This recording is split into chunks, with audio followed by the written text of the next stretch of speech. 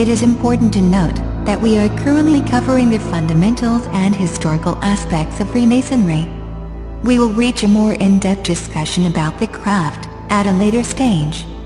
This series hopes to cover all aspects about the subject matter, including but not limited to Freemasonry, the Kabbalah, black magic, the Illuminati, atheism, the Jinn, and Zionism, just to mention a few topics. I do hope that you will be patient and focused to be able to see the bigger picture that I hope to be able to illustrate towards the conclusion of this series. With God's blessings, let us continue.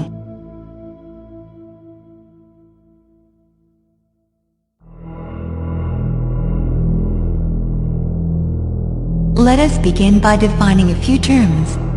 Operative Masons are the early stonemasons, more famously known for building the Gothic cathedrals, abbeys and castles of Europe. However, the first Grand Lodge of Speculative Masonry was founded in London in June of 1717.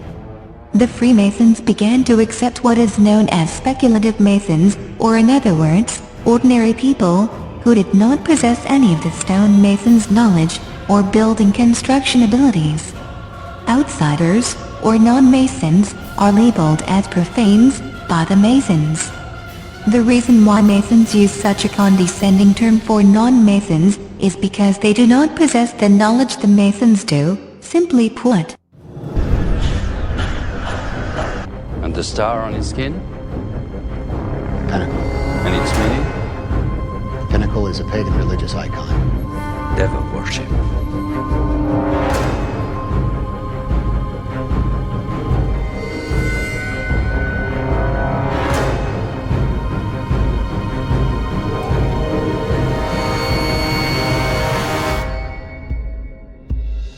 So where does Freemasonry originate from?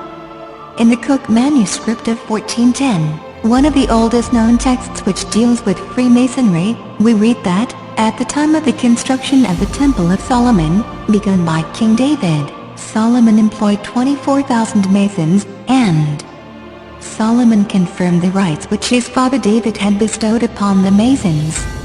Solomon himself taught them their methods, that is to say their traditions and practices, which are not very different than the rituals and rites practiced by today's Masons. Operative Masons who read this text saw it as a historical truth. They believed that they were applying a craft which dated back to the time of King Solomon, and which he had codified. However, the date of the construction of King Solomon's temple has not always been the key date in the Freemasons' cosmology.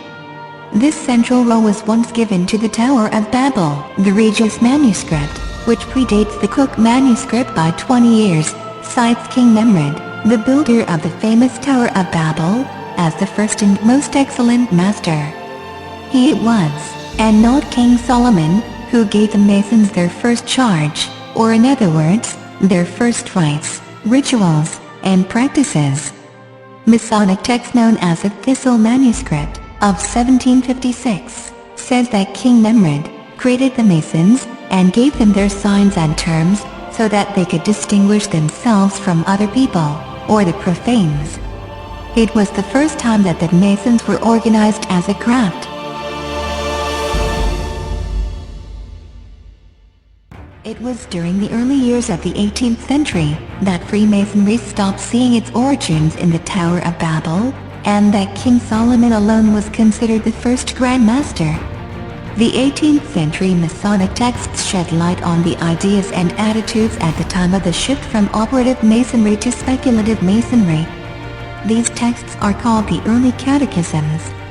This strange and sudden shift by speculative Masons, who wanted to break away from the origins of the craft, which honored the Tower of Babel and King Nimrod, they instead preferred our wise King Solomon, or as a Mason's examination of 1723 puts it, Grand Master in his time of Masonry and architecture.